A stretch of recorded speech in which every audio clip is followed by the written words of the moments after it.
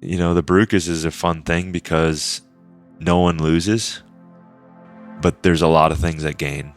We cannot build this business if it's not supported by the people, because it's a wild collected food. We have to work with them and we have to have them happy, period. And I know that you're going to go home and eat those, and A, you're going to enjoy the taste. B, you're going to get the micronutrient dose. And C and D, you're going to help the indigenous people directly, and you're going to help the environment by bringing value back to what's being wiped out, and also supporting a planting program that we're dedicated to get the trees back. That's Darin Olien, and this is episode 234 of Wellness Force Radio. What's up, my friend? It's your host, Josh Trent, and welcome back to another episode for your weekly access to global experts in all things wellness as we discover the physical and emotional intelligence we need to live life well. In this episode, we're talking about hunting for optimal health with a real-life superfood hunter, the founder of Super Life and the author of the Super Life book, The 5 Simple Fixes That Will Make You Fit and Internally Awesome, Darin Olien. Now, this episode is an amalgam of behavior change, ecological and scientific case studies around nutrient discovery, as well as the discovery of the baru nut from a tree in the Brazilian Cerrado, how this baru nut can improve our health and leave a smaller water footprint while helping to put an end to the deforestation and preserving the original flora of a huge part of the Amazonian Cerrado. So this episode is perfect for you if you've been curious about nutrient values that are found in superfoods, using nutritious foods to allow natural detoxification for a healthy lifestyle. And we also talk about food allergies and sensitivities, why, especially in children, they've been increasing so much in recent years. We talk about the depth of Darin's personal story. This is such a gem of a human being. We go everywhere, from his travels across the globe to his time at Beachbody in supplement formulation, and also the impact of Darin's loss of his father, how that forged gratitude for him on his path. And of course, as always, we also explore Darin's thoughts and decades of experience in the health and wellness industry to uncover his own emotional intelligence tools, why he believes it's so important for us to live our life using our own belief set without the judgment of other people's. We also discover what really motivates him to drive this mission. He wants to plant 21 million trees in the Cerrado to keep it from being destroyed. We also can see how Wellness Force can help him do this while eating these amazing optimal nutrient baru nuts, which, by the way, my friend, I tasted this nut. It's not only a combination of like a creamy almond mixture with the satisfying cashew. Imagine if you combined an almond and a cashew together. That's as close as I can describe how these nuts actually taste. They're freaking awesome. Make sure you head over to barukas.com. That's BARUKAS. I can't wait to get your feedback on this show, on social, in the inboxes. We're talking about this, as always, in the Wellness Force private Facebook group. You can continue this podcast with us. Come join the family. Just click over to wellnessforce.com/group for all things wellness, including this physical and emotional and also spiritual, because as you'll learn from Darin, the more we all go down our path for hunting, for our own optimal health, and in this mastery process of the emotional and physical, at some point, we all lean into our faith. This world gives us certain gifts of adversity and hardship, which sometimes we just can't find the answer for. And this higher power, this connection to spirit, God, Buddha, whatever you want to say, this is actually what drives us forward. This is how we can live our life well. The show notes for today are found at wellnessforce.com/234. Make sure you don't write down anything when you're in the car. Don't text and drive. Just tap your show notes on your iPhone or your Android and discover all the links, resources, videos, and everything else mentioned on the show today. Now let's drop in live and in person for this unique conversation recorded as the sun was going down at Darin's ranch in Malibu, California, with the one and only superfood hunter, Darin Olien. This is Josh Trent, live from Malibu, California for Wellness Force. My guest today is a world-renowned exotic superfood expert, supplement formulation expert, a superfood hunter, and an environmental activist who spent over 20 years traveling our planet Earth in search of nutrient-dense foods that'll actually heal the human body. He's the author of Super Life, the 5 simple fixes that will make you healthy, fit, and eternally awesome. And most recently has founded a company called Barukas, which, by the way, makes the most tasty nut I've ever had. We're going to talk about that in depth today. He is a health advocate, to say the very least. He's also really a modern day wellness warrior. I've had the chance to research his work over the past week, and just emotionally, energetically, financially, and spiritually, he is connected to helping humans thrive and supporting indigenous cultures. And as a leading voice in our wellness world, welcome to Wellness Force, Darin Olien. Man, I want to meet this person. That was a great intro. He is a cool guy, man. Thank you. You know, I'm here. We actually took a little pathway down to your home. Describe where we're sitting so that the audience can be here with us. Yeah, it's a very special spot, and kind of didn't exist in Malibu. We didn't know it existed, and I came upon this place that we're sitting in right now, a 1937 kind of old hunter's lodge. You know, it's not a cabin. It's 2,400 square feet, and the way it's built, you just can't find it anymore. And it's potentially one of the oldest buildings in all of Malibu, and it's sitting on 50 acres surrounded by a national park with a river in the backyard. And I just got super lucky with the timing. I had been looking at property for 10 years around Malibu, and this popped up. It was owned by a trust. It was one day on the market. I responded because I had financials moving around. I was able to respond pretty quickly. We locked in an escrow, and then little did the sellers know that there was a line of people willing to pay a lot more for it, and they were already locked in with me. So we dug into it because it's an older house. It's a lot of land. It's biologically sensitive because of the 300-year-old oak trees and the rivers and things like that. So, is this a preserve? Are we in a nature preserve in some way?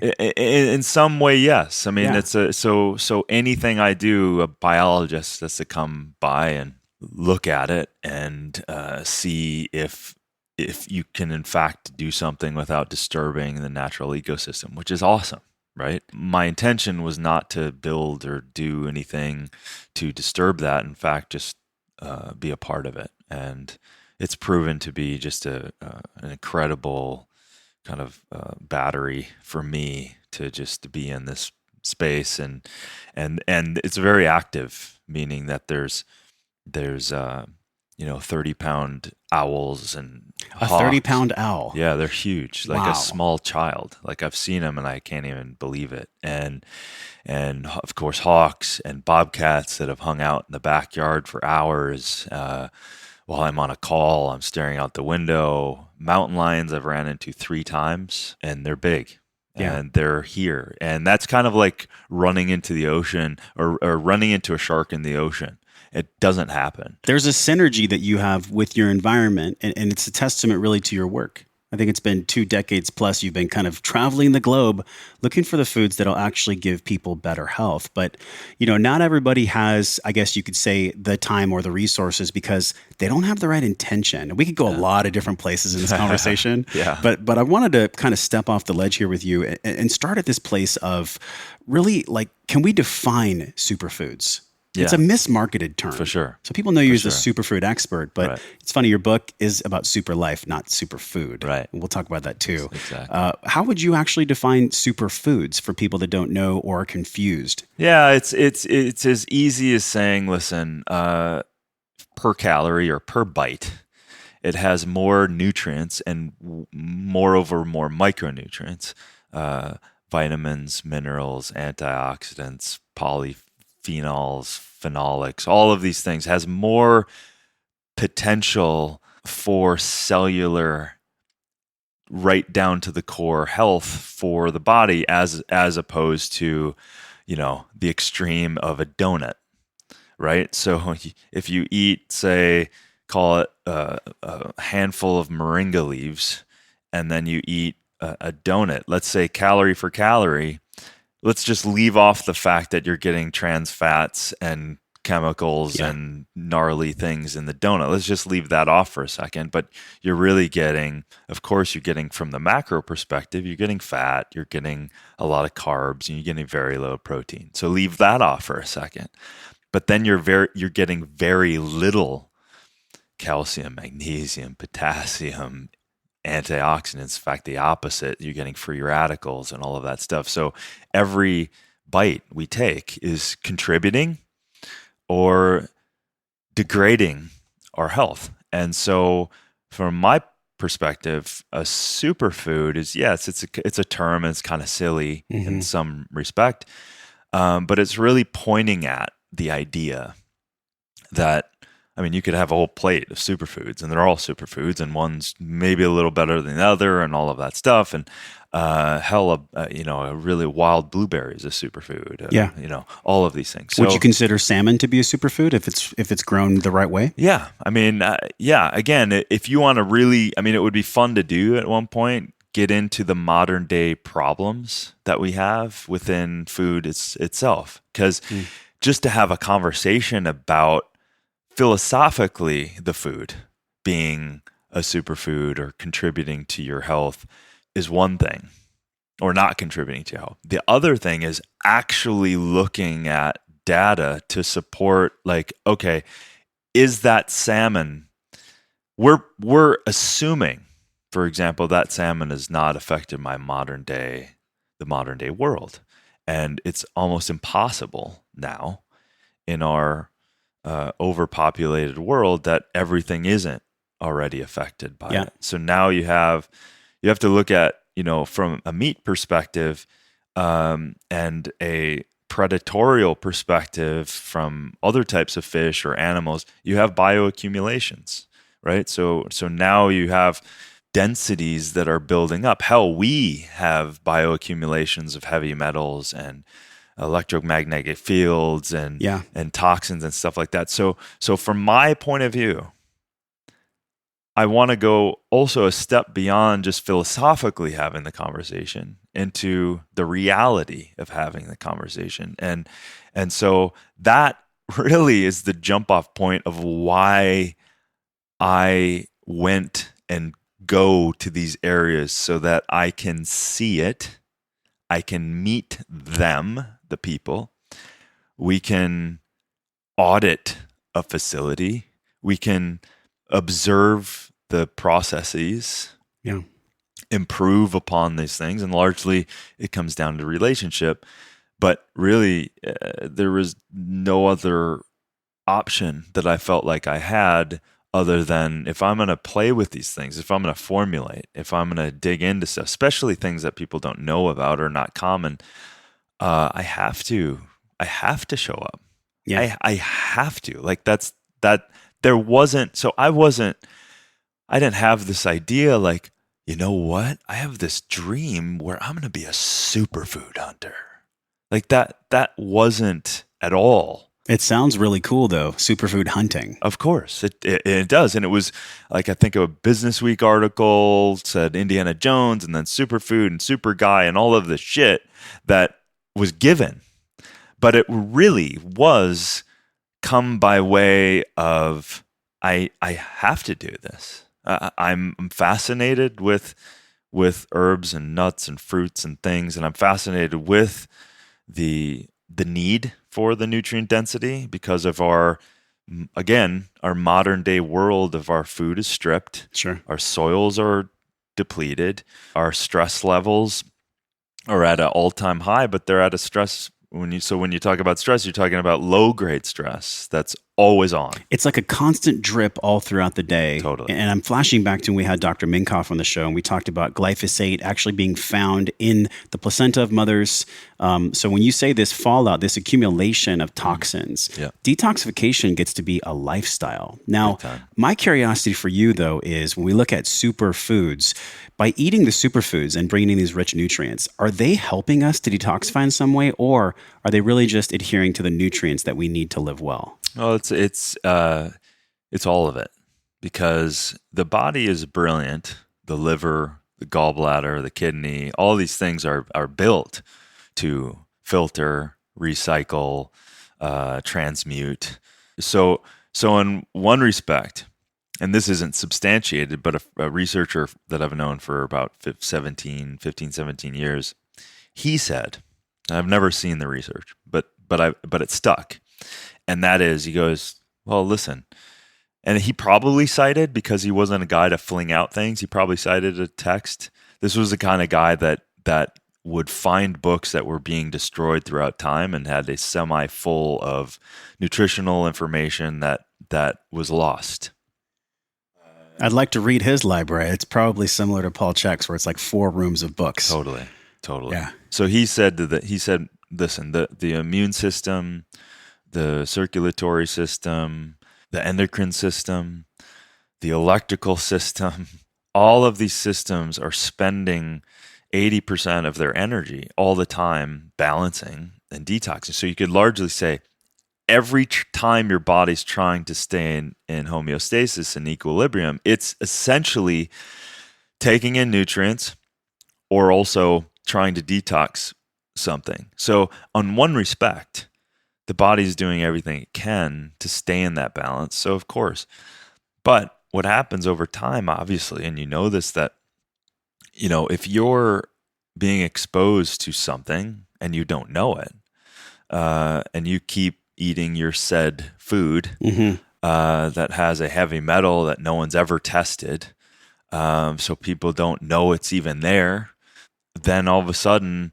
why do I have propensity to forget things? Why am I sluggish? Why is my thyroid off? Why is my endocrine system? Why do I then 10, 20 years down the road, why do I have a tumor? Well, from a tumor perspective, a tumor is an incredible protection mechanism of, okay, there's a issue and a problem. Let's isolate that problem away from and into a condensed situation. But if it's not addressed, again, from a cleansing perspective, it just gains and then gains momentum and then turns on the other, the apoptosis and all of these other things that then carcinogenic environments start to show up. Well, it's obvious that you're an expert in so many different systems in the body. I mean, I couldn't think anything less after 20 years of traveling and studying. I've never heard someone describe cancer as a protection mechanism. That's really interesting, the actual tumor cell. People don't know this about you. You actually provided formulation for Beachbody. This is kind of in a past life for you. I'm curious, what's the process of this to actually test a product, test a food, to see, for the people listening, how do we actually know it's healthy? Right. Tell us how we actually find the nutrient contents of food. That is a really great question. Yeah. Well, again, it starts by showing up. Of course, I got curious with a lot by reading and researching and all of that stuff. And you're like, whoa, Shazandra and ashwagandha and maca and yacon and Sasha Inchi and ones you probably haven't found yet. There's probably thousands you haven't every even discovered. Trip, and that's the thing. Every trip I come away with 20 other things that I hardly ever heard of, and some of which will never see the market because it's impossible to create it, and it's only in the wild and everything else. And so, so you show up, and the Baruchas, and we'll get into that, is a very similar situation. Because I don't know. I mean, I'm eating it and I'm researching it and it looks amazing, but there's a zillion factors that go into seeing if that's even possible to bring to the masses. So, by showing up, let's say, for lack of let's say you find something that's extraordinary. Let's say you find something that's unique. Then you're going, okay, is it commercially, can you grow it? Can you control that environment? Is it wild collected? Is it even possible to grow it outside of the wild? And if it is, who are the experts? I mean, because inevitably every trip I've been on, especially the first ones when I'm digging into something, I may have, in a 2-3 week trip, I may have 15 sit down interviews from PhDers that you will never find on Google, on research facilities in the middle of India and whatnot, a village elder that has this information that has never been written down. I always give a shout out to Dr. Michael Ballack, who's one of the greatest ethnobotanists of our time, and he spent 45 years, and he's a good friend, and he's saved healing modalities and cultural knowledge based in plants that would be gone.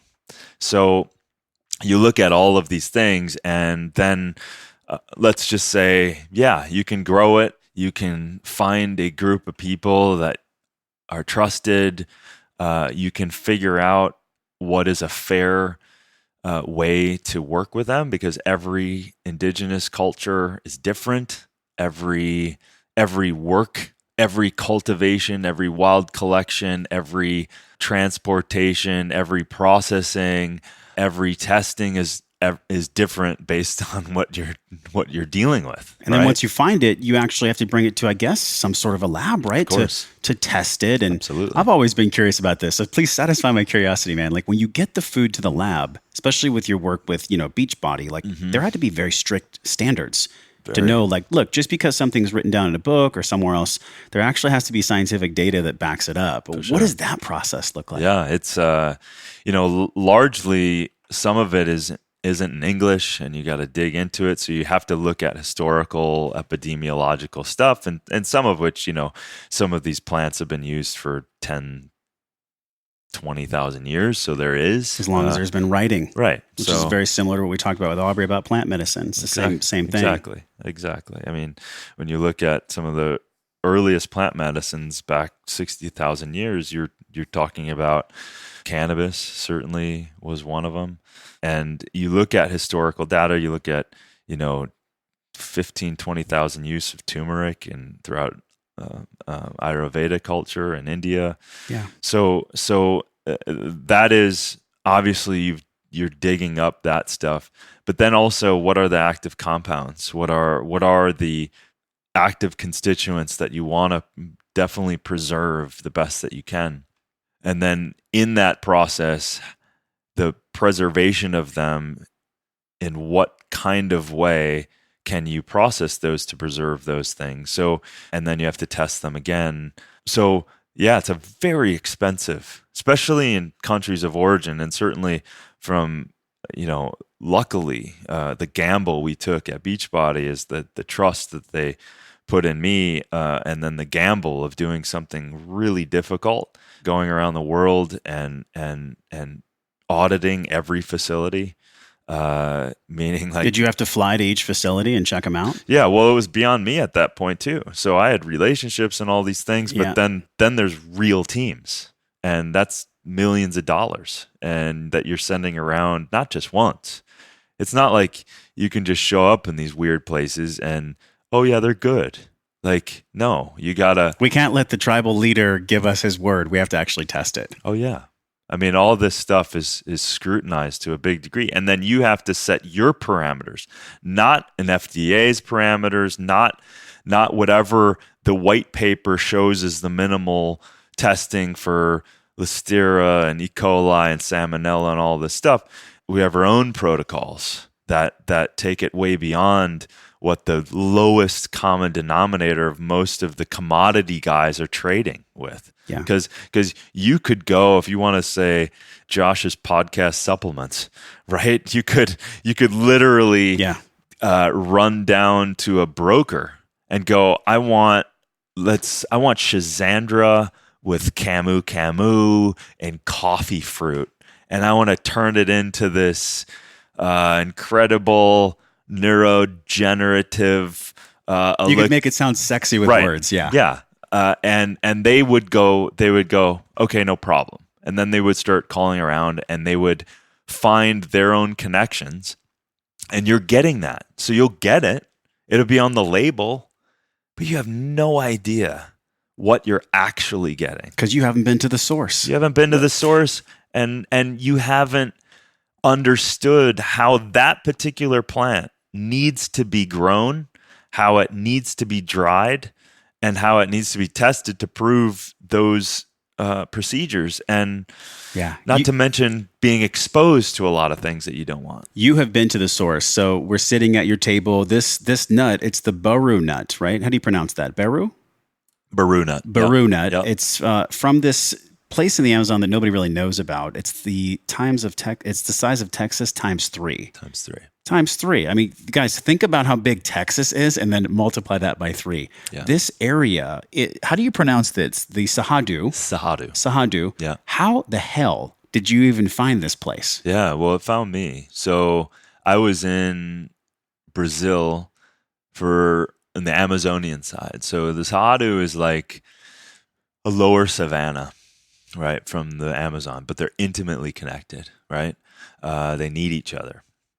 So the kind of call it the lower half of Brazil is the Cerrado. It's huge, and so I was on the Amazonian side, looking at different types of palm fruit, and when I got back from that trip, a Brazilian reached out to me, and I never get these messages, and for some reason I did, and we started digging in. He started showing me some stuff. Do you know of this thing? I'm like, no.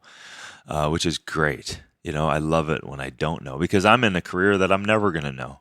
Why did he reach out to you? How did he even know about you? He saw he saw some pictures or something. Okay. He just saw you online. Of my Brazil trip, and he knew that I was doing this stuff. He goes, if anyone's going to be able to help me, I want to bring it to America. Like, that was his dream. And and that's no small feet. And so as soon as I started, of course, reading immediately, there wasn't a lot of information. He'd translate some stuff from Portuguese, and then he sent me some. And as soon as I ate it, and that was backed up on some of the stuff I was reading about it, I was like, oh my God, what is this thing? This thing, because here's the thing, this, there's a lot of crazy superfoods and botanicals and medicinal mushrooms, and they have powerful phenolics and astringents and tannins and all of these stuff, and that largely that's where some of the power of the constituents are. So it's hard for an American to just take that straight in, and that's where formulation gets interesting, because you have to blend these things not only from a synergistic point of view, but from a palatable point of view, without turning on all of these the nasty side of the flavor world and all of this stuff.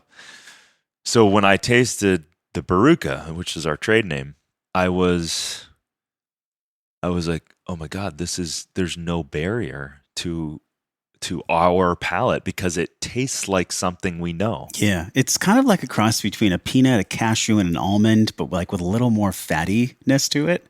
But yet it doesn't have a lot of fat. Right.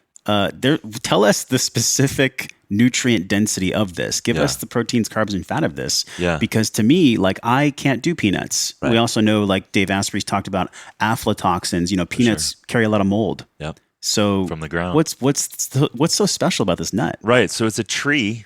So it's up in the air. And technically, if you want to get technical, it's a seed. So it's a drupe. It's got for the audience, I actually have a full Baru fruit. So that's what we call a Baru fruit. So on the outside, there's a hard fruit layer. And then you have to crack that bloody nut. And that thing's really difficult. And you crack that, and there's one nut per fruit. So it's 1 gram per about 25 grams. So that thing has all the amino acids, which that right there alone will just blow your mind. And then in terms of the highest protein, right? Peanut is coming in at a close equivalent to protein, except it's got, peanuts got baggage, man. Yeah, it's they got do. A lot of baggage. And we see the rates of, especially for kids, the sensitivity and the allergy reaction. Yeah. It keeps growing. It keeps growing. And I wouldn't necessarily demonize, it's two things. It's our food sensitivities and allergies are going up for a lot of reasons. And the guy that, I don't remember his name, but the glyphosate's a big reason for some of the inflammatory explosion, for lack of a better word, that's going on in our digestive systems. That's actually truly what it is. Yeah, yeah. And then that's a cascade effect, and the cascade effect is increasing the food list that we are unable now to actually break down and use, so our body reacts to it. So peanuts,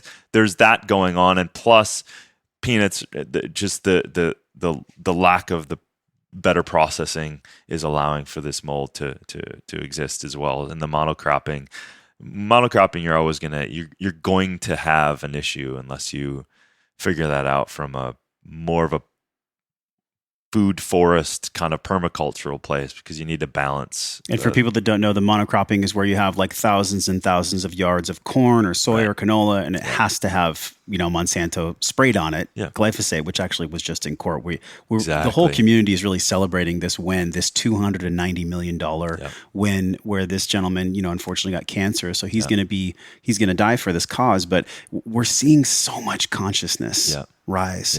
And your work, what I see you doing with Barukas, beyond just the nutritional aspect and the density of the nutrients, there is a moral imperative that you're shifting to. And, I read this actually in your work. You said that the size of France, an area the size of France, is being destroyed in the Amazon every single year.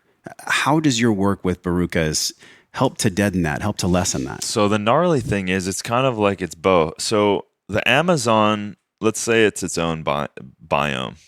And then the Cerrado is its own biome, more of the savanna. The Cerrado is being destroyed faster than any biome on the planet. So it doesn't have a PR agent, right? Yeah. The Amazon, there's been a lot of NGOs and a lot of work around with good people trying to save the Amazon, right? You hear it all the time. But no one knows of this cousin that when the Amazon wins, the Cerrado essentially loses, because the GDP, certainly of Brazil, is pushed so heavy on cattle grazing and then all of the unsustainable agriculture that comes with it. I can't do it in the Amazon. Okay, we're going to do it in the Cerrado because it's a big land mass and they can do kind of the same thing. And the Cerrado is so precious. It's got a huge biodiversity of plants, tens of thousands of insects and mammals and things that you never have heard of. And the biomass largely lives below ground. So it's deep tap roots tapping into aquifers, because largely there's a rainy season and that's it, right? It's kind of starting now, which is in August. It'll go for 2 to 3 months and that's it. Or actually, the Baruka harvest is now in about 3 months from now. In October, November, the rainy season starts, and then that's it. And they get a little rain for a little bit and that's it. So they've developed a very unique biome there. And when you take down the Cerrado, you're losing what you don't see. And some experts that we found out in Brazil is comparable to losing the Amazon in terms of the oxygen that it would produce and the CO2 gobble up it would do, but you're not seeing it. So people are not perceiving that it's doing as much damage, but their data is showing. And a good friend of mine at UC Davis, a botany expert, Paul Fine, has supported this too, in the sense that the biomass that you're using is detrimental as the Amazon itself. So this humus is being decimated. Yep. So that's how actually the earth breathed, which is fascinating to me. Yeah, exactly. And we talked about this with Josh Tickell, the author of Kiss the Ground, where we know that like sequestering our footprint from a carbon creation standpoint, we all can do that. We can only do it though, Darin, with our money. Right. That's the only thing we have now. Yeah. So by buying your product, that's a big part of it. Exactly. But I want to circle back to that size of France being decimated. Yeah. It's not funny. I'm smiling because I'm just like blown away by it. Yeah. But how do you feel your work is directly impacting that? Yeah. So in the last 40 years, the Cerrado is being, some stats say it's in the last 40 years, it's already destroyed by 50%. Some other stats say it's 70. So if they don't perceive the natural biome as valuable, then they want to feed their children, the indigenous people, they want to feed their families. So when big companies come in and they go, hey, for X amount, we'll give you this for this land and you can still live over here and we're going to farm this, and they take the money and they said, but if we go, listen, just like you were saying, if we create an economy where that value, they're looking back up at the tree that's indigenous to that area, to them, to their ancestors. If we can say, we will buy that for the next 20 or 30 years or the life of that tree. That's what we're going to do, and that's what we've promised them down there. The second thing is we have a goal, a very serious goal, of planting 20 million trees. Planting those, we've been, so we're not just entrepreneurial people looking in to sell these things. We've spent some serious time at university in Brazil with the top botanists, with the top nurseries, figuring out how can we create a program so that we can give the indigenous people the trees back so that they can repopulate over time. So these are the programs that we are now putting in place, and we're super excited. And, it's kind of like that thing. If you build the foundation right, it may take a little more patience. It may take a little more money, but there's trust and there's power in numbers and looking at yourself in the mirror at night, knowing that we cannot build this business if it's not supported by the people, because it's a wild collected food. We have to work with them and we have to have them happy, period. So organizing the land mass that is with tens of thousands of families. Do you think the last 3 years that has been like at the root, pun intended, of what we're doing, meeting with the chiefs, meeting with the elders of the villagers, sending our people, going back, showing up. What did we say? We're going to follow up with exactly what we said. Give them the money, give them the things, create the ease for them, give them equipment so they don't have to hurt their shoulders trying to break this open. Just give this stuff to them. Buy trucks, do this right. That to me is so rewarding, because at the end of the day, I don't know if we're recording or not, but my greatest desire is to give great food to people. Of course we're recording. Yeah. So so the fact that I can give you those nuts and I know that you're going to go home and eat those, and A, you're going to enjoy the taste. B, you're going to get the micronutrient dose. And C and D, you're going to help the indigenous people directly. Yeah. And you're going to help the environment by bringing value back to what's being wiped out, and also supporting a planting program that we're dedicated to get the trees back. I think what scares people is that their vote, their dollar, it's not going to make an impact.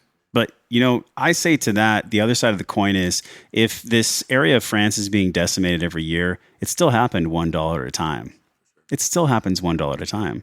So I think about people, losing their power. You're giving the power back to these indigenous tribes. And I'm flashing back. I don't know why this came into my consciousness right now. We interviewed a gentleman from Australia, and he did a film called That Sugar Film, Damon Gameau. And he talked about how the indigenous in certain parts of Australia had been completely disempowered because they would bring in Coca-Cola and all these different products there. And not only did the tribes get fat and sick, but they had to depend on external forces for economics to actually run their entire country. What are the companies that are actually decimating the rainforest specifically? Do you know these companies? What's really going on there? Oh, Jesus. That's well, you can't help but to look at the big boys, the Cargills, the Monsantos, I'm sure there's good fractions of people in those companies doing their, trying to do the right thing and stuff, but there's a couple that I'm not going to name just because it would put a target on my head. I'm not, Monsanto, I'm not going to out them for any specific thing, but I also... They've got plenty of heat on them right now anyways. Yeah, I'm celebrating that too, by the way, that lawsuit. And I think we all are. In honor of that man as well. There's a few companies that I know and actually was almost employed by one of them, and that turned down really early before we even got much into it, because I could see we want to do this, but we're only going to give you this amount to do it. And I'm like, it's impossible to do it right. So I just walked away. And I know that that company is consciously putting genetically modified ingredients and things into their product. And it's literally just an economic choice. And, you know, I don't know why people do that. I don't. You know, I'm a small town kid from Minnesota. My father was an agricultural professor at the University of Minnesota. I grew up going to farms and ranches, and my cousins are cowboys, and still, like, you know, like, that's me. Like, so I don't know how you can send a product to anybody and do it just for money. I just don't. It just doesn't make sense to me. I think it's because of a moral and a spiritual crisis that we find ourselves as a world right now. Yeah. And we're all doing the best we possibly can in every moment. But I think about how much is being taken out. I think you even mentioned it was like a football field a second almost. And it just hurts me. And I've had experiences where I've actually, you know, had healing through plant medicine, and I've heard this message come through from the very plants that are being decimated and pulled out of the ground that I take into my body for my evolution of my spirit and my personal growth. And the messages that I've heard is, we're here to help you, but you have to use us. It's your choice to use us. And so I think the further away we get from consuming plants, from growing plants, and from honestly healing our bodies and our minds with plants, this is really the intersection we find ourselves at. This is why I was so excited to meet with you, man. Yeah. Because whether you're plant-based or, you know, whether you're paleo, whatever you are, there is something to be said as a collective for us eating less meat. Yeah. We don't have to be 100% vegetarian or vegan, but what would happen from your perspective, at 20 years of research, if we just took maybe 2 days a week where we stopped eating meat, just 2 days as a country, as a nation, would that impact the rainforest? More powerfully than anything we've ever perceived at this moment. More powerful than any idea that some politician has had and never manifested anyway, but more powerful. The numbers on that would be so incredible to allow a chance for the planet to detox itself. I just, yeah, it almost, you know, just by that question, it almost gets me to tears in a sense, because we do have power and we do have choice. And I think we underestimate the power that we have. And it saddens me that people just go about every day just as automated people. But I'm with you. My desire is, like, just because I'm 100% plant-based, I never take the position that I need to tell anyone what to do or what not to do, but I do go away with, and I appreciate you saying it in the way that you did. I do want people to consume the miracle that plants are, just eat more and better, more of them and better plants.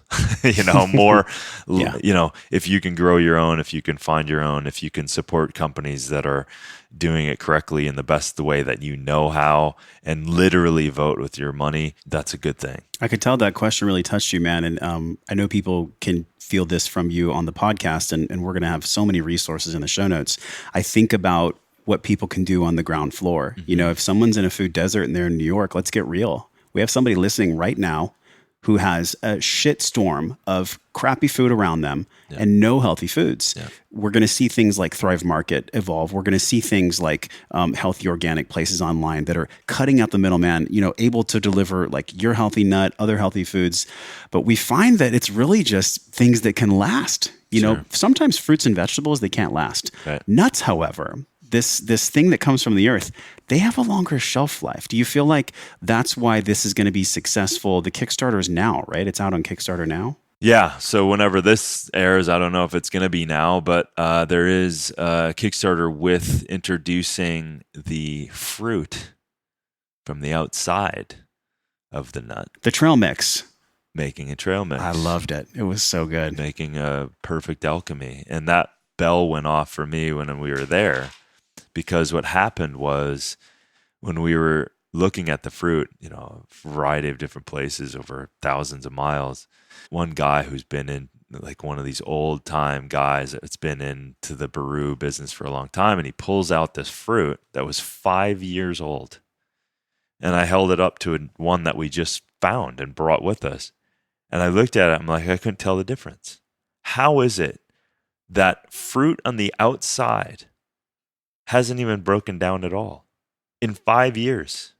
Not to mention the hermetically sealed natural nut that's inside it. Like, we are already starting to do long-term use. If you don't break that open, you can sit on that nut for a long time. So that's what we've been doing. We've been gathering all kinds of fruit without cracking it open. We can sit on it. This is like a nutrient diamond. I mean, formed over pressure and time, but 5 years later, it doesn't lose any value. How is that even possible? Well, so we have, so it's when it's sealed, but then for me, when I saw that the fruit layer wasn't broken down, then we did additional testing on this. So I was in the back of a car and in a bumpy 9-hour ride, taking a little utility knife that I bought at a shop, and I started cutting this fruit off and gathering a bunch of it, and I took it back to the States, and we started doing. I'm like, okay, so there's no data on it. There's very little nutritional. There's virtually no nutritional data in any place that we looked. And so I'm like, well, something has to preserve this fruit. So there has to be antioxidants. There has to be potentially vitamin C, vitamin E. There's got to be some polyphenolic tannins in there. There's a little bitter astringent, but it's super sweet, but there's a lot of fiber. So we started lighting up at the lab. We started just talking to the lab and going, let's just spend whatever it takes to start breaking this down. And that's where we saw like the antioxidants went through the roof, the vitamin E and the C and the A and all of this stuff. And then we're like, well, let's add that back because it's just being discarded. So that alchemy of the nut with the fruit dehydrated was a no-brainer. It tastes like cookies, but it's super low in sugar and it's high in fiber and all crazy. These things that we're missing in our current diet. And I remember hearing Dave Asprey say this once at a conference. It takes 25,000 calories of even regular organically grown food to have the nutrients that would happen in a healthy humus, healthy soil in our past. In other words, who was going to eat 25,000 calories in a day? Nobody's going to do that. So we get to, it's not a have to, it's not a pressure thing. We get to put things like this in our diets, even if it's one step at a time, $1 at a time. So practically, and I want to shift too, because you have a tremendous story that even brought you to Baruka's. Give somebody a takeaway. They're listening. Like, how can they actually get involved on the ground floor with these nuts, with what you're doing? Yeah, well, as much as give them to your kids and your family, and the kids go crazy over them. That's a Do kids like the nuts? Kids go crazy. Why? How so? I don't know. We've done little things where we gave a bunch of their favorite bars and put these nuts next to them, and these kids just naturally grab these. I've had friends videotape a 2.5-year-old, 3-year-old crying, just saying, I want my Baruka nuts. Wow. And so kids, when I saw that, because I've done formulations before, and when kids have that reaction, you know that you're onto something, because they're not trying to eat something because it's healthy. They are just eating it, and if it tastes good, they're going to keep eating. Kids don't lie. I have a 2 and 4-year-old niece, and they don't lie. They'll do whatever they feel in the moment. So that's a testament to the taste of the nut. Exactly. So they're affordable as well. Like, you can get this right now. They're shipping now. Yep. Amazon and barukas.com. And we're just gearing up the Superfood Conservancy to help with the reforestation project. And if you're listening to this and the Kickstarter's still going, support that. At the end, they told me later that if someone wants to come on a superfood trip and see what superfood hunting is like, you can pay for that. Wow. That must be like the extra gold level on the Kickstarter. Yeah, you got to pay for that. Let's shift, man. We're going to link that in the show notes. I think about, my path, like 10 years in fitness. And then I used to be 280 pounds. So I lost a bunch of weight. And then I realized when I put my foot in the door through fitness, it's really my greater desire for wellness. We all want to live well, but some people find it first, either through diet or nutrition. Yeah. And typically it comes from childhood. I was raised in an environment where it wasn't really healthy mentally or physically. And I know that your story is very similar to a lot of high achievers in the world. And it's one that requires respect. And also, even as an adolescent, teen, and in your 20s, you dealt with a lot of very intense things, one of them being addiction in the family. Yeah. So I'd love for you to talk to the people that are listening out there that have family members themselves who have dealt with maybe a father, a mother, a brother going through addiction, and then paint that lens for us as to how that led you to do your work now. Yeah. I grew up in a household of my dad being an addict, and this, the viewers can't see it, but this scar on my chin was a gift of my dad when I was 4. Then he was loaded, and the story is I don't know that he knew I was there, but he slammed a door and it threw me into this sea of beer bottles on a concrete floor and cut my chin open. And that's when he got sober for the first time. He was pissed off for my entire adult life or my childhood. And then, kind of came around for a little bit. And then he started drinking again and passed away in 2005. Incredible dude. Incredible guy, and was caught in between this what I should do and what I should do, who I am, who I should be, what I should do, and actually who I am and who I want to be. So that was my dad, and he largely lost that battle. So he never really gave himself the permission to fully explore who he was. And so I heard that at 7 when I asked my dad, don't ask me how I came up with this or why, but I asked him what he wanted in his life. You asked him that at 7? Yeah. What do you want to do? That's a deep question for a 7-year-old, man. It is. It was probably like something probably just came in and asked the question, and then I got to hear it. You know what I mean? And so, he talked about, I want a motorcycle again to feel the wind on my face. I want to sail because I felt freedom in the Navy.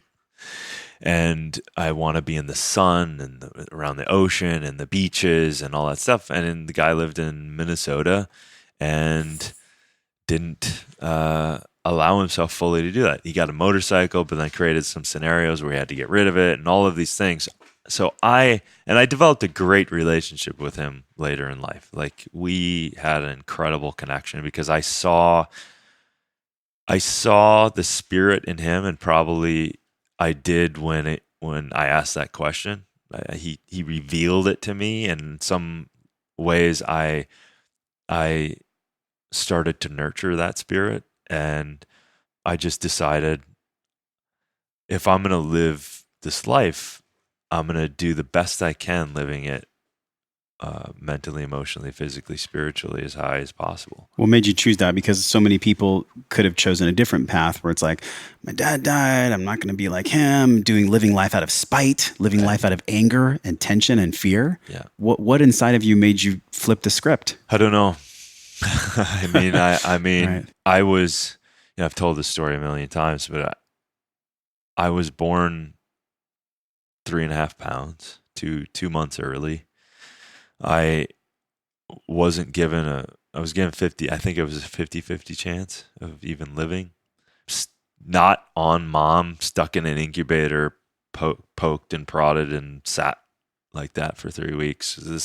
The miracle that I even survived that was crazy, because I could fit in my hand, end to end. I was tiny. And my dad saw something that he saw kind of one day where I just, as a little fragile thing, I just decided to live. And he told me that he linked a bunch of things that I had to overcome in my life and linked it all the way back to when he saw me doing that as a little being. And then he saw me struggle with weird physical things, with having problems in school and having headaches and eyesight problems and resting heart rates and high and thyroid issues. And he saw a point in my life where I always would go, okay, what do I need to do to overcome this now? And so I kind of chalk it up now as to a blue collar way of working hard. Yeah. But there has to be a shift first. And the shift comes in a deep place inside of myself. We just don't know all the answers. Like, it's funny, as a podcast host, I always want to know all the answers. Yeah. But when I ask you that question, of course you don't know, because there's probably a higher intelligence that planted that in you. 100%. You know, I was 4 pounds when I was born. This is crazy. I was born premature. Wow. I was in an incubator for 3 weeks as well. I had chronic sinusitis and a bunch of gut dysbiosis when I was a kid, and led me to other illnesses, which then probably led to my weight gain. And I think about, we had a guest on the show. You really remind me of him. Dr. Jade Tita. He said once on a show, he said, when it comes to your purpose, what will you bleed for? What are you willing to bleed for? And I think in order for you to lead Barukas and do all the things that you've done, you really have to have some deep roots into that tree. Like, what will you bleed for right now as you find yourself at this point in your career? Like, what are you willing to bleed for now? This for sure still is something where I don't I want people to have a chance to live a greater life than they maybe know that they can. So to eliminate some of the factors in terms of a sluggish body that's not working well, I want to get them great botanicals and fruits and nuts and everything else. And intimately involved in that is community to me, because every ingredient I've ever played with, every nut that I've ever found is intimately connected to the community. It's the community that we have as a business team, who I love my guys. I love these guys. They come from the same place. We don't even have to discuss certain moralities and ethics. It's in the fabric. And when I know that these nuts that are sitting in front of us, I know these people.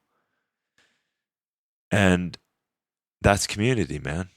So when you have kind of that entanglement in such a good way, I'm just driven by that. And then some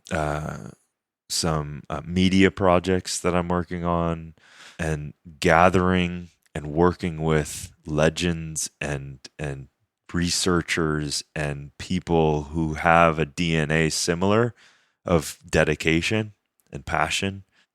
And weirdly sustainable technology has got in there, because in the kind of the aftermath or the sidebar of superfood hunting, you run into sustainable issues everywhere, right? You run into like, oh, this village doesn't have clean water. So I got on the board of raincatcher.org, and we get clean water to people around the world, and have spent a lot of time, because it's so bad in Africa, and we've gotten like 500,000 people clean water. Those kind of things. And then guys that I know that have the DNA of me, that have in their world traveled around and figured out ways of utilizing redundant energies and capturing it and creating free energy systems and all of that stuff. And you can't even find these guys on Google.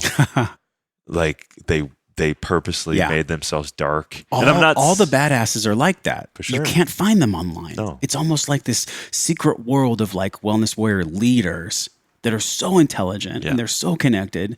And, you are all over online. Like, how long have you actually seen yourself online now? It's been 10, 15 years of you being online. Yeah. What are the kinds of people that you are attracting? You said community is something you'll bleed for. Yeah. What are the kind of people that come to you? Like, what's your community look like now? A bunch of misfits, man. We have a great group of guys I see every day and sweat with and give shit to and give a hard time to. So like, Laird Hamilton and Gabby Reese and Randy Wallace and Hutch Parker and like Dave Annawal, like some people and some people you don't, but Steve Wright, ex-NFL guy, like, we have just this, and some other actors that have come and gone, but there's a DNA that shows up that stays because we support each other. The muse is working out. We all love it and we go for it and do some crazy shit and do underwater, stuff that we've developed, and people show up and Navy SEALs show up and MMA guys show up and NBA players show up. Like all kinds of people show up and kind of sit in this. Like I just had a very good friend of mine, Dr. Eric Goodman, who does foundation training. So Eric just showed up today, and he hasn't been around for. Eric was here today. He wasn't here, but he was up at the pool. Wow! But he's coming here. I think he's coming on Sunday. Cool. He's going to come on over. It's been a long time, and so he showed up, and he goes, and this kind of sums it up. He was like, "Man, it's been a long time, and there's a lot that I've done and accomplished, but God, I missed what you guys have created here. It is so special because we love each other. We support each other. All these guys are up to their own worlds. They're doing, and they're kicking ass, and they're committed, and they're passionate. We may not be doing the same things, but for 2 hours every day, we are. Yeah. And we support each other, and that is very powerful. Let's talk about your spiritual connection, because you, right when I came in, right when we shook hands, you struck me as a very spiritual person. Now, not like woo woo, smoke and mirrors, or maybe so, I don't know. But we think about the connection to higher power, having a faith of some sorts, even whatever planted your will to live when you were 3 pounds. Yeah. What exactly is that for you? Like, what is a spiritual connection for you? How does that play into business? Great question. Father, Mother, God, universe, angels, all of it. Like energy, vibration, color, sound, current, feeling, like all of that's God. All of that's the universe. All of that is communicating. And if that isn't a part of my choices, it's proven not good for me. Like things don't, I literally have to sit with something in silence. And if it doesn't ring the bell of my highest thing that I can perceive, my highest self, I can't do it.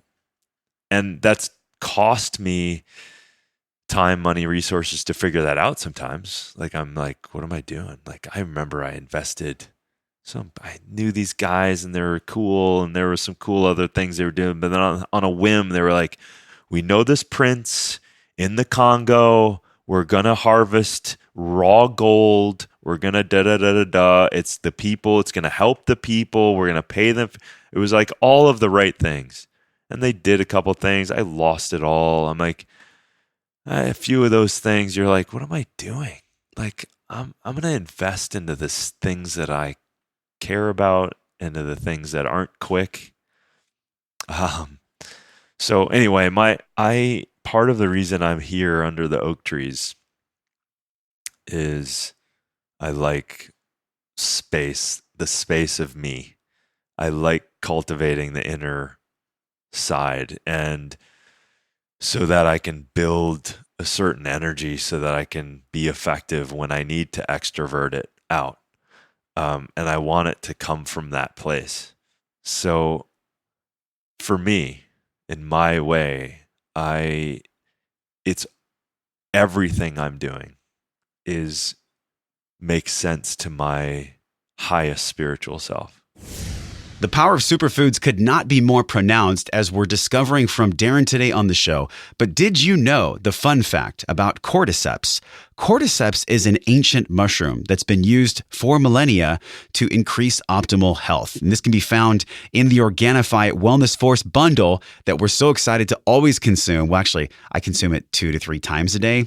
I just got back from the Spartan race, the World Championships, which I took 7 packets of my Organifi green juice. Well, in the red juice, as part of the bundle, you can get this cordyceps and also acai, as well as the other yummy, amazing tasting stuff: soy-free, dairy-free, vegan, non-GMO, and USDA organic superfood powder. This is part of the Wellness Force bundle. You can get it at Organifi.com/Wellness Force. You get 20% off, which is a huge discount for us. You can just use code Wellness Force over at Organifi.com/Wellness Force. There's also other amazing things in this red juice powder, including organic beetroot, organic mushroom extracts from reishi, Siberian ginseng. Give yourself the gift of up-leveling your health from the inside out with these amazing superfoods. And by the way, save some money while you do it.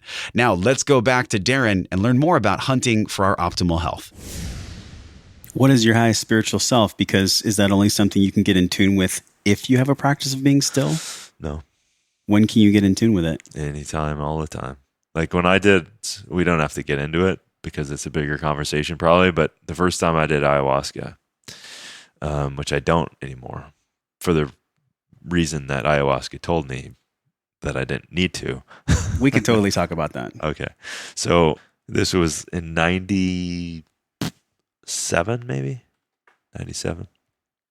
I'd never done a drug in my life. Never smoked pot. Nothing. And this guy mentioned ayahuasca. He wasn't really a shaman. He wasn't really just this wickedly kind of smart Terrence McKenna type of guy. Okay. And a bit of an alien too. Like he's just a bit of something very interesting about this dude. And he's grilling me like some physiological stuff, like, and working out stuff and like da da da da da da da. And then all of a sudden he pops on me one time, started talking to me about DMT and ayahuasca and all that stuff. And as soon as he opened his bloody mouth, I knew I was going to do it. Wow. I was like, it was inside of me. I was just like, huh. And so then I didn't even want him to tell me anymore. I didn't want my brain to kick on and try to figure it out. So in the mountains of Colorado, 7 hours later, I spent in that ceremony. My stomach hurt. My mouth was sore from smiling and laughing. And the first message in the first 2 minutes, the plant said, and this is back to your question, the plant said that it's just right here. Always. It's just here. It's your breath, it's your intention, your mastery, your access to the universe. It's right here. I'm going to show you. Never take me again. That was my personal message from the beautiful ayahuasca plant. How did you find what the right there actually was? The point of that is that if we're willing to allow and receive, you're willing to have and receive anything all the time. So if that's awareness, if that's consciousness, if that's peace, if that's joy, if that's, you're not infallible. You're going to stub your toe. You're going to hurt yourself. You're going to do things. But the opportunity is always going back to knowing this is what it all comes down to. There is no lack. There is no place I need to go. I am an infinite being always, and I have a body and I live in this plane of existence, but I am that. I am all of that. And the moment you cut that off is the moment as soon as you form a point of view, you employ the universe to support your point of view. So let's say I am Darin. Okay, well now I'm limited. Now I'm Darin. But am I not an infinite being? Don't I have access to more than what I perceive Darin to be? Yeah, we run around, of course, I'm Darin, but just kidding. But the reality is that just so happens through the breath, through the stillness, we're able to potentially, through the intention, we're able to start to touch, hint, perceive, receive some of the entirety of infiniteness and consciousness. And largely you could say maybe it's a question. Well, what else is possible, universe? What would it take to reveal my true nature? Do you have conversations with a higher power of some sort? Like, do you actually feel like, okay, I'm having a conversation with this infinite source? Yeah, absolutely. Does it always happen in the morning? Because you have a really interesting morning preparation that you do. You go to bed when my grandpa used to go to bed at like 8:30 at night. Smart guy. And then he was really smart. And then you wake up super early, like 4 or 5 in the morning. Is that circadian rhythm discovery for you? Did that fit you for your whole life? Is that recent? And is that when you have the clearest downloads?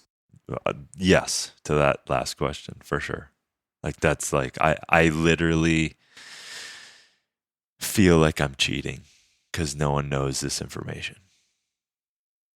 I'm excited to be up between 3:30 and 4:30. I'm excited because it's a special time, and a special time that I create for myself. So the discovery of that was interesting. I was in college. I had transferred. I had started physiology, nutrition, kinesiology. I was in all that shit. I was cramming for tests, and I couldn't stay awake. 9 o'clock. I was just like falling asleep. Going, I'm either going to have to drink some caffeine or cheat my ass off. And I just was like, I can't even stay awake. So I set my alarm for 4 a.m. And I woke up and I was like, oh my God, this was so hard last night. And now I'm like, certainly a lot more clear. And wow, no one's up. Of course, no one's up. It's 4 a.m. Mm-hmm.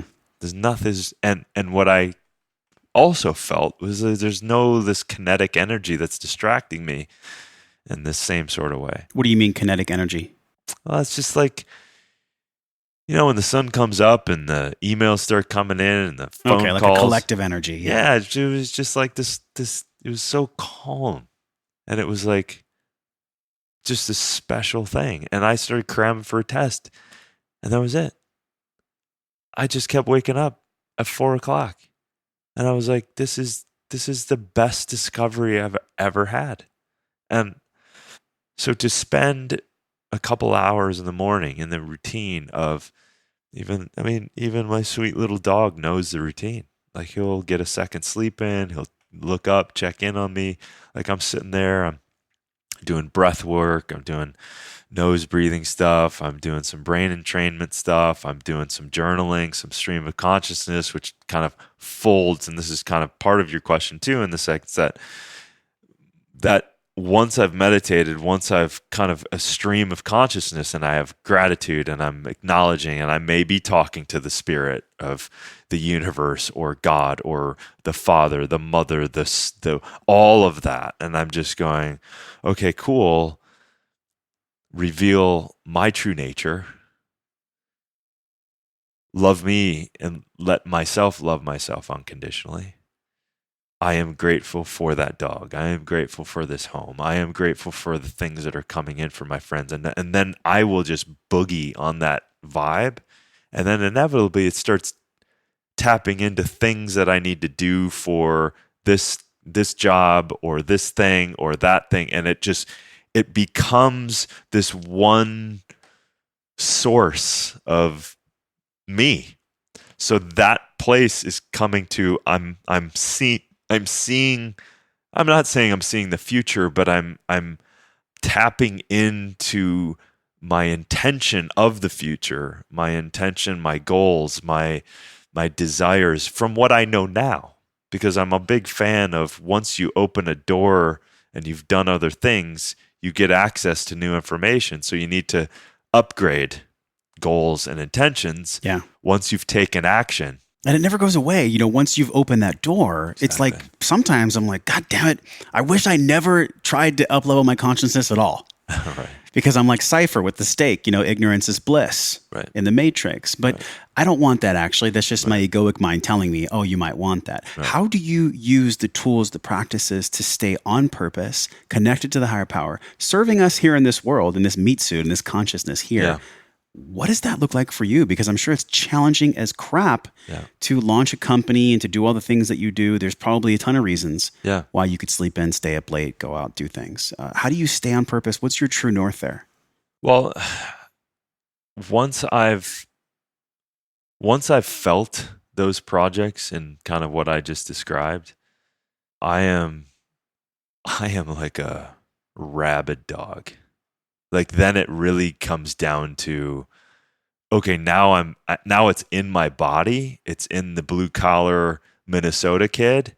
I'm gonna freaking go for it. And so once I start taking the action from the deep intention, if you're not gonna be participating and you're a part of the team and not stepping up, it's going to be uncomfortable for you because I will stay on, like, I get obsessive with like, let's get this done. We got to get this done. Come on. We got to, and I have to also catch myself. I got to pull back because I'm seeing it and feeling it out here. And I want it to happen as fast as possible to match what it is that I'm seeing. And sometimes people have different timing, right? Yeah. So there's a constant surrender that is there. And I don't often know. Josh, I don't often know sometimes. Sometimes I'm like, oh shit, I went way over. I gotta really back off and trust this thing. Don't you think in a way, I'd love to hear what you think about this, that all of this stems back to 2005 when you lost your dad, because that was the wake-up call, man. Yeah. We all have experiences, but yours was very specific. Yeah. Does that drive you in any specific way now, knowing that day that everything changed? Yeah. Well, it does, and now it's so integrated in me that there's no stopping, there's no retirement, there's only a, for lack of a better word, there's only a push towards bettering this place. Planet Earth, you mean? Planet Earth and the people in it. And I'm going to fight my ass off for it, but I'm going to do it in an interesting way. Sometimes I'm going to do it head on. Sometimes I'm not. The Barukas is a fun thing because no one loses, but there's a lot of things that gain. The planet gains. People eat less almonds that are consuming way too much water. What's wrong with consuming almonds? Well, I love me some almonds. I know, they're great. Yeah. I mean, from a nutrient standpoint, when you compare them to Barukas, they're really a poor choice. Well, Barukas is fresh on scene for most Americans, though. They don't know about it yet. They're going to know about it more now. They are, but from a water footprint, for example, I just said this the other day. So it's what we've seen in terms of the water footprint is the amount of water, all of Los Angeles, of the 10 million plus people in Los Angeles area, the amount of water that they use on a yearly basis is the same amount of water that the almond industry uses in California to grow their almonds, transplanted here in California. So 80% of all the almonds are grown here in California, completely unsustainable. Like one of the worst sustainable agricultures on the planet. And so that is and especially us in California, when we're kind of in a desert and our water supply is in a crisis, that's not a good thing. But it's so far away from consciousness that you just go to the store and it's an almond. So, I mean, of course, people like almonds. And they also don't want to be inconvenienced by a higher price. Yeah. Right? And that's the thing. But you going back to superfood conversation again from the nutrient density. If you calculate, we got to calculate this, but when you calculate the per gram basis,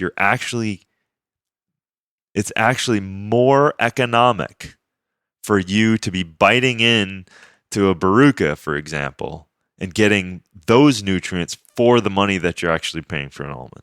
And obviously you have an interest in saying that, but the data shows that to be true as well. Yeah. So this is like, you can't argue with data. And for the analytical people listening, is there a place on your website where they can go and look at some of the studies and nutrient density values and things like this? Is that, because I'm sure, people listen, we're spiritual, but we're also analytical, right? Absolutely. Healthy skepticism is a good thing. Absolutely. That's a good point. I don't know if we've put up some of the research, but we're going to do that. By the time this is out, we're going to put some of the studies up. We have a comparison chart, which is a great one. A comparison chart of the actual tests we've done with the Barucas and showing that against all the other nuts. And it's fascinating. When you just look at all of the nutrients and all of the micronutrients, and you're just like, oh my God, that's crazy. And then you're enjoying them like an addict. You're just like, how is this possible? Is it really helping the environment? And then you're just like, oh my God, why wouldn't you want to consume this thing? What is the cost of these nuts? I mean, are they something where it's a treat once a while, or can you have these every day from a cost perspective? I mean, is it any more expensive than like organic almonds per se? No, I mean, it's right in that range. Yeah, if you call it, I care about my food I'm eating, you're not gonna find this as a barrier to entry. Cool. But it's not just for the people that shop and buy $50 mayonnaise at Erewhon. Right. Okay. Right. So it's doable for all of us. Absolutely. And listen, we've spent a lot of time because it was even unsustainable in Brazil because they were so inefficient at their processes within the country, not even exporting it.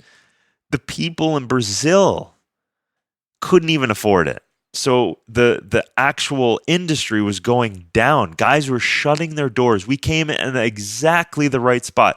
The Baruna would have almost gone away. And, I can't for sure say that, but I know we've met all of the suppliers. And I'm telling you, all of them were moments away from going bye-bye. And what that means is tens of thousands of indigenous people definitely have no way of providing a sustainable income. And then the Cerrado is screwed by the factory. So we know that for a fact. Like that's so when you can add all that up and you look at the nutrient density and you look at the price, you're like, God damn, that's a deal. And people that are listening, like, we care about organic food. We care about the soil. We give a shit, for lack of a better term.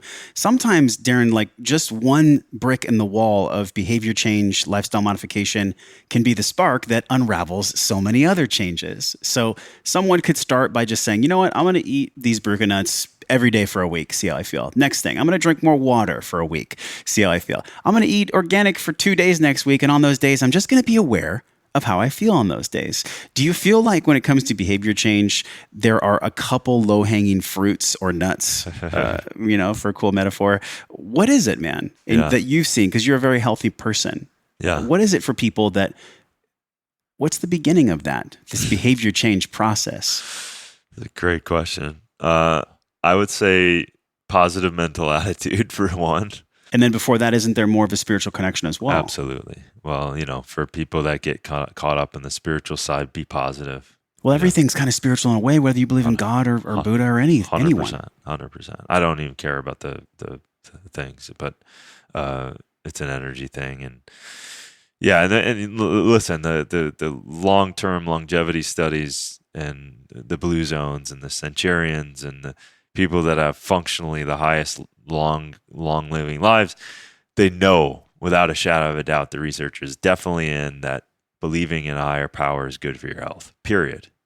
Let's let that land for a moment. Having faith in something outside of yourself will actually make you live longer. Yep. Let's just get an amen to that, right? And I'm not saying there has to be a bearded man in the sky, but that's actually an interesting point that you brought up for behavior change, our connection to higher power. That's fascinating. Yeah. But also then take away the judgment. Because all these some of these people then have judgment towards the other people believing in something else. So it sticks them in the ass on the other side. So yeah, believing in something outside of yourself, but then judging other people for having a different belief. For fuck's sake, you have something good, and then you're stabbing yourself in the gut on the other side. Get rid of the damn judgment, man. Leave it alone. Live your life. The man in the mirror. That's it. Woman in the mirror. What's the antidote for judgment? Look at yourself.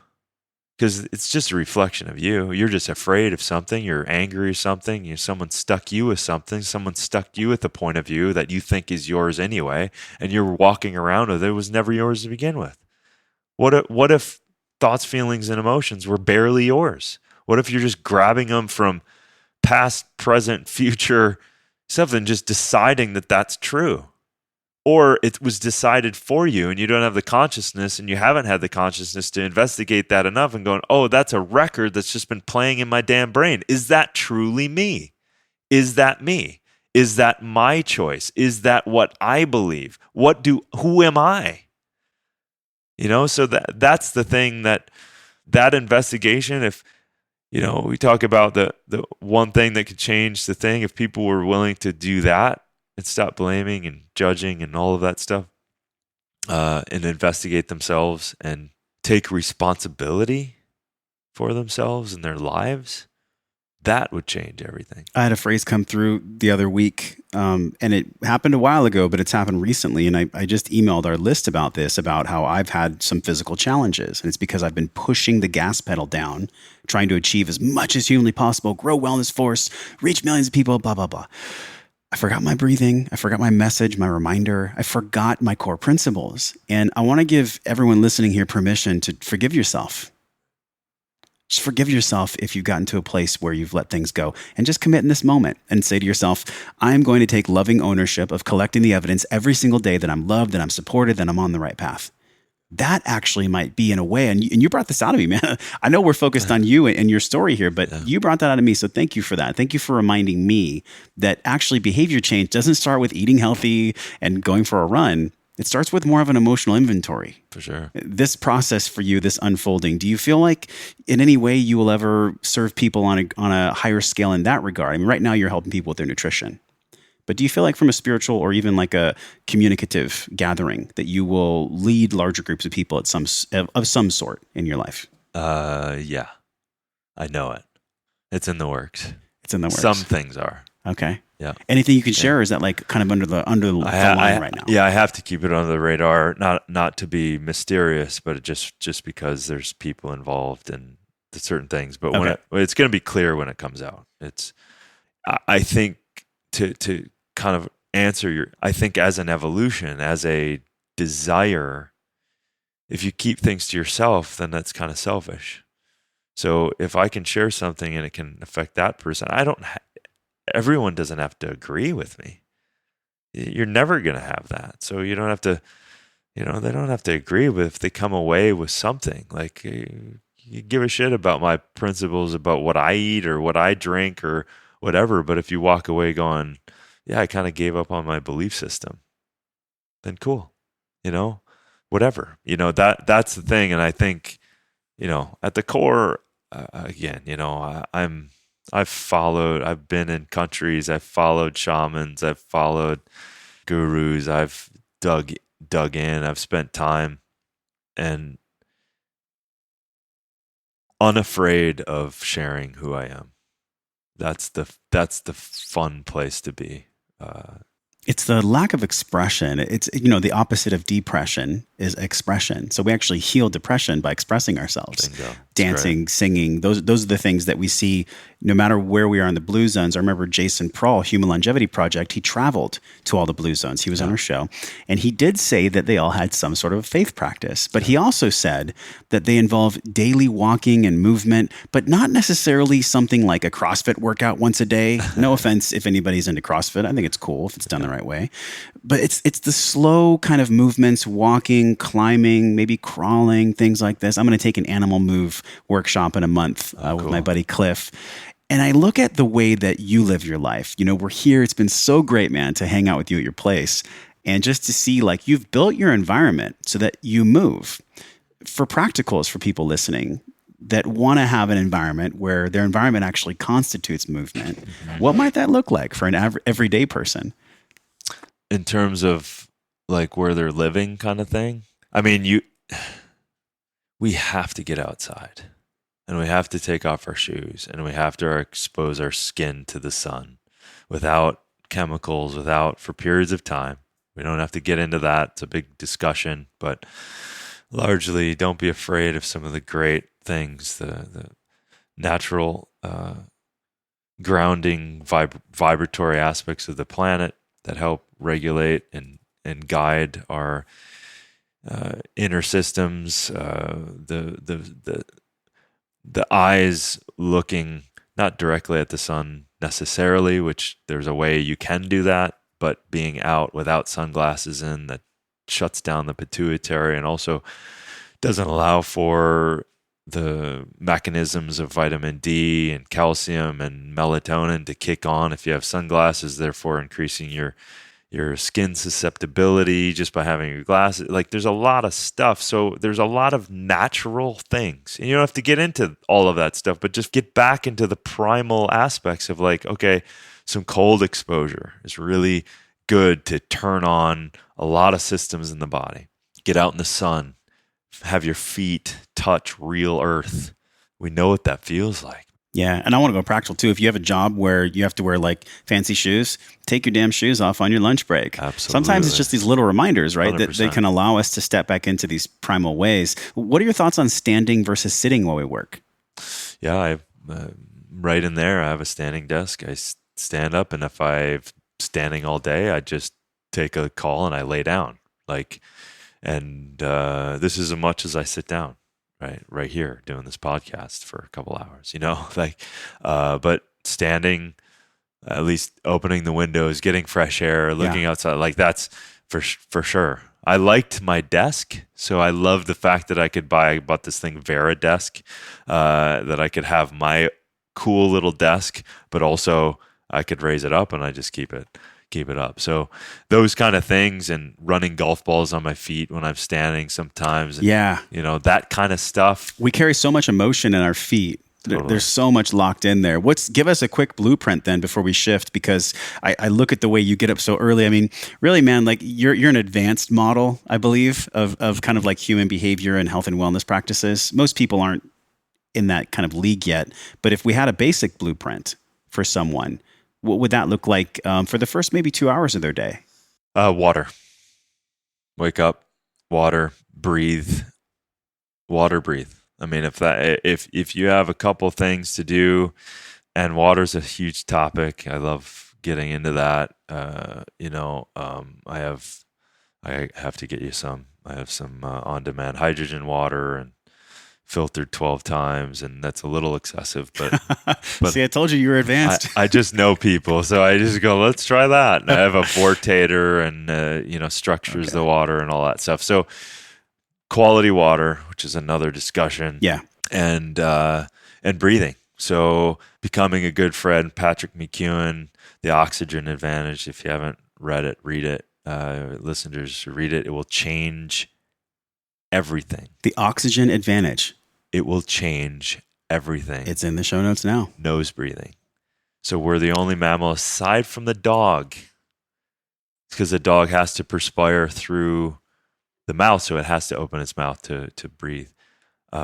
We don't. And so we're depriving ourselves or staying into more of a sympathetic nervous system.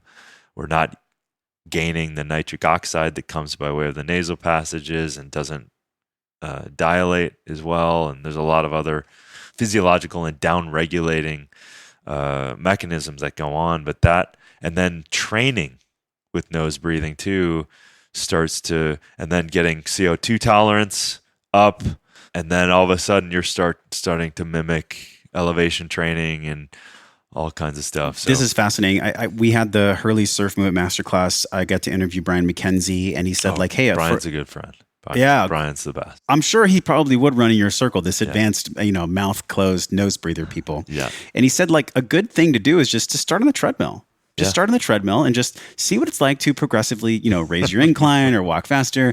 You don't have to like climb Mount Kilimanjaro with this nose breathing. But, this makes me feel so good, man, because we came out with a guide about 2 months ago. It's wellnessforce.com/M21. You guys are listening. Go there right now. It's the exact order that Darin talked about, where we get up, we make our bed, we do water with sea salt and lime. Charles Poliquin says that the lime's good for digestion, intestinal motility. Absolutely. And then right after that, we get into our breathing. And then comes the movement and our journaling and everything else. So this is such a great moment for me to sit with you here. Now, I want to shift into this last section of the show because so many people are listening. They're inspired by you, man. Look what you've created. Look at the impact you're making in the world. How do they actually find that whisper? Because sometimes, Gay Hendricks calls it like, if you're paying attention, the universe will give you a little whisper. Right. If you're not paying attention, then something will come along and strike you with a sledgehammer. Totally. In this world, like the volume is turned up everywhere, man. We have so many distractions all day long. For people that want to have a bigger purpose, that are inspired by your work, like how do you give them maybe some guidance to find their purpose? Well, I can go from my own experience. I was down and out, frustrated. So I screamed at the universe and God, and I said, you need to make it really clear what I'm to do next, and you have until noon. And I was crying and screaming and pissed off at the same time saying that. And this was in 2002.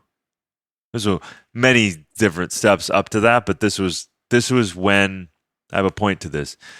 So essentially I went for a hike and I had a full-on lucid experience where I just got downloaded with something I couldn't even explain. And I went home going, holy shit, what just happened? The point that you can tell, and all the people listening, was I walked away going, I have no idea how to even decipher that. So what I did is I sat down every morning, had some green tea, I did some little breathing, but I started writing from the energy of what I perceived the little whisper was. And I didn't even know, it didn't even barely had a voice. What do I like? Who am I? What am I inspired about? And I literally just sit there and let my fingers start typing. And I spent 2 years from that very kind of small, I call it a small place of like, I didn't know what I was, but I sat in that energy and I just started writing. And then stuff would just start forming and formulating, and people would magnetize to me in a weird way. And I'd be like, oh my God, I felt that this morning while I was reading it. And then that person is matching that energy that I was feeling. And I'm like, holy shit, that's fucking weird. And the more I did that, the more that muscle, just like picking up that first dumbbell when I was 16 years old, I'm like, holy shit, this body's not so fragile. I'm not that 3.5 pound kid anymore. I can pack on muscle and I can kick some ass. It's the same thing. We have to stop the chatter and create a space where we can just start to listen and literally just let yourself write, type, feel, sit, and just let it out. And don't edit it. Don't think you know where it's going, or don't go, well, how am I going to make money on that? How is that going to impact? Don't get into any of that shit. Nothing. You don't have to know all of that stuff, but you have to work the muscle of allowing yourself that freedom of that energy to come through you. And that's the best thing I can say. And it could take months. It could take years. It took you 2 years to kind of get like the guidepost from God in a sense, right? Yeah. I think what trips people up, Darin, is we have responsibilities and screaming children and bills to pay, right? And so I want to play devil's advocate because someone listening is feeling right now, I think he's saying the truth. They're also saying, you don't know what it's like, man. Yeah. I have these kids and I have these responsibilities and I have all these things. You mean to tell me that writing in a book every morning is going to help me find my purpose? I would say, yeah. But it take 30 seconds. Take a minute. Take 5 minutes. You don't have to take 2 hours. Just start it. And this is my belief that when you start doing that, you create opportunity for yourself that you weren't creating before. And then maybe it's, hey, I had this thing, I had this feeling. Call my buddy Mark. So you call them, and then you're like, oh my God, wow, yeah, I just quit my job, I'm doing this thing, and I thought of you. You never know. And that's where I think we cut ourselves off, and our minds want to know before our hearts will express or magnetize, so we cut ourselves off. Well, I have to know the answer, or I have to know how I'm going to get there. I have to know how I'm going to become a millionaire before I'll even make a step. So I'm a big fan of taking a small action and then add that shit up over time. And I promise, like if you did that for the next week, the next month, the thing is, it is a quantum entangled world. By doing that, you are giving yourself and tapping into the infinite. You're tapping into the universal infinite energy that doesn't go away. It doesn't diminish. And if you do that, you are saying yes to it and is fueling your cells and your body and your being. I guarantee you, add that shit up over time without fail, your life will be different. And I bet you you will be better for it. You're really speaking some truth right now. I'm thinking about the 100th monkey effect, where quantum entanglement was proven through a study of monkeys on an island, where 50 miles separated these monkeys. One monkey on this side was observed washing coconuts, the sand off the coconut. 50 miles away, no contact to that tribe of monkeys whatsoever. The 100th monkey in one of the tribes started washing the coconuts. They never talked to each other. Right. Quantum entanglement is real. It's actually been proven not only in What the Bleep, the documentary, but also from like Dispenza's work and everyone else. So we know that there's some truth to this. And I love blending this too, this practical spirituality, because yes, a spiritual practice, or like you said, turning down the volume on all the distractions, we actually have to choose that. So what part of personal responsibility plays into finding our purpose? I mean, that's got to be kind of the genesis of everything. I don't think our purpose finds us. I think we find our purpose. Totally. What do you think? Yeah, I think the light and the air and the wind is always shining, and until we open the door, we won't get it. So I feel like the universe is always there all the time. You're going for a walk, and are you seeing that little bird that spends a little extra time and has that little extra flair, or drops a feather right in front of you? Those kind of things, you said it, because I've also, and there's a lot of similarity to how you describe things and how I describe things. And because of the distractions in this reality, it's just loud and almost annoying. It's all this loud. It can be paralyzing at times to people. People feel paralyzed. Yeah. And then when you're out, and the thing is, we're so disconnected from nature, and nature is the kind of the representation of a clear, harmonious kind of universal symphony in a sense. And so when you're out, and I just happened this the other day, and I was thinking about something, and thought about my dad, and I would love to have told him about this. And I looked down, and this beautiful, huge owl feather. And in that moment, I just sat there for a second. Of course, I could have just blown it off and yelled at my dog and said, "Get away from the da-da-da." Well, but the truth is, there's space for us to receive stuff if we're willing to have the space. And you don't have to be, the universe is still with someone in the city. It's not like the universe doesn't choose. It's just loud as shit in the city. And there's a lot of people screaming and crying and honking horns and shit like that. So cultivating that awareness of maybe you're hearing a word or a phrase or a sentence from some stranger in a subway that opens up a world or an idea. And that's the thing. Here's the other part of the writing.